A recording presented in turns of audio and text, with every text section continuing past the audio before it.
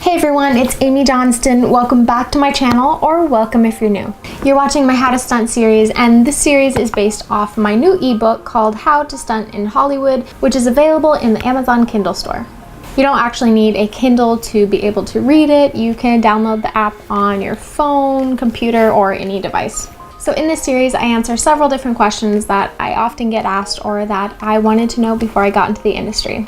The question for today is, how do you manage to stay consistent with your training regimen? So let me just tell you that consistency is very difficult for me, and I'm constantly working at it because I get bored so easily. I don't like to do the same thing over and over and over. It just is so monotonous to me. So with that said, I'm always working hard to find the best way for me to stay consistent. And also staying consistent in my line of work is really difficult because the hours are a little crazy and it's off and on. Things get canceled, things get pushed. You get called in the day before. It's very hard to set a proper schedule to take care of your body. So with that said, I want to share with you a few of the things that I do to stay consistent with my training regimen. Number one thing is mixing up my workouts. I never like to do the same thing 2 days in a row, or even like the same thing in a week. I can't stand it. It just feels like a job, and I don't want it to feel like a job. I want it to be fun, exciting, and challenging, and effective. So with that said, I try to mix up my workouts a lot. So one day I will train in my gym and do some weightlifting. The next day I'll go for a run on the beach. Thankfully, I live in California and there's a beautiful beach, so I try to take advantage of it as much as I can. I don't think I take advantage of it as much as I should. You know how that goes when you live somewhere, you forget to be a tourist. And so anyways, I go there when I can, and then I go to the park a lot to train and run and get some nature. I go hiking. I like to go rock climbing, and I like to take new classes so that I'm constantly stimulating my mind and learning new things, because it makes the workout so much easier and it goes by so much faster when you are enjoying it or learning something, as opposed to repetitions of something you've been doing the whole week. Number two is balance. I don't want to have high intensity workouts all week. That's not necessarily good for me. I like to mix in yoga, and especially hot yoga. I love hot yoga because not only burns calories and gives you a deeper stretch, but it really helps your circulation because of the high heat. And it's always good to get a sweat in. And I am obsessed with Korean spas, okay? There's so many different types of saunas. They have the jade sauna, the Himalayan salt sauna, all these different types of saunas and all these different temperatures of baths, ranging from super hot to super cold. Actually, what you're supposed to do traditionally is go back and forth from hot and cold, because it's supposed to bring your body into a deep state of relaxation. I'm not necessarily the best at that, but I try, and it feels really, really good after, once I can get through the mental block of jumping into a cold bath. Anyway, so I really like to balance. So if I'm doing a lot of high intensity work throughout the week, I'll definitely make sure to get a couple saunas in, make sure I'm stretching and doing some yoga. And meditation when I can is very important, especially when my mind gets a little cluttered and there's some things going on. Life, it happens. We all get stressed out and things happen. And meditation is really my go-to, to just give myself that time, even if it's 5 minutes in the day, even in my car, or if I need to go to the park or in my house, wherever I need to just take that 5 minutes to go sit with myself, breathe, really focusing on my breathing, and try to let everything go so that I can think more clearly. I also love, love, love acupuncture. My mom's actually an acupuncturist, so I grew up with that, and I've seen some incredible things with acupuncture, so I really love getting acupuncture when I can. So instead of having high intensity workouts all week long and my body is just completely exhausted, I make sure to give myself the proper time to heal, to stretch, to recenter everything so that I can move forward much better. Number three, I love to work out in the mornings, and I find that if I wake up and you know, get my coffee or get my green tea and head straight to the gym or wherever I'm working out. It just feels so much better to get your workout in the morning. It feels like you achieve something and you have all this energy from all those endorphins, and it's the perfect way to start your day. You know, and when I have to go to work early in the morning, I at least try to get a quick walk in, a quick run, or do some exercises in my house because it really starts the day out well for me. You know, sometimes you wake up and you're just like, I don't feel like doing anything. I have no reason to wake up. I've had those days a lot.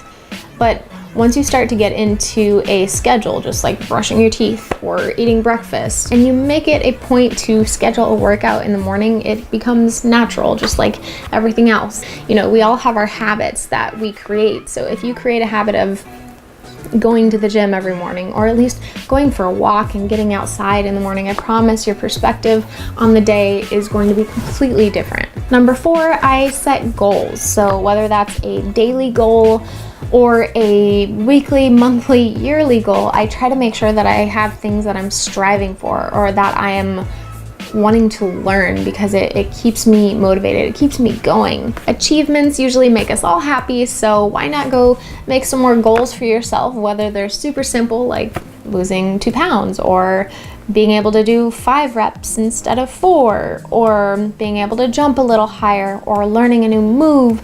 By giving yourself more goals, you'll have more things to achieve, which gives you more reasons to be happy and keep moving forward and building new goals, because once you get that one good feeling of achievement, you're gonna want more. On the same note, I actually like to film myself when I'm learning a new move because it holds me accountable and I can actually see my progression in my gallery, and I can look back and be like, wow, I've gotten a lot better because I've been holding myself accountable and I've been working at this one thing for 2 weeks, and look at it now. Sometimes it's really discouraging when you're working on a move for 2 weeks and you feel like you're not getting anywhere and it's going up and down and it's not perfect, but then when you take a step back and look at where you were 2 weeks ago, then you realize how much you've learned and how far you've come. So I always try to film things that I'm learning or that I'm trying to get better at. So setting those goals and holding yourself accountable is so important for progression. Number 5, making sure that your workouts are purposeful.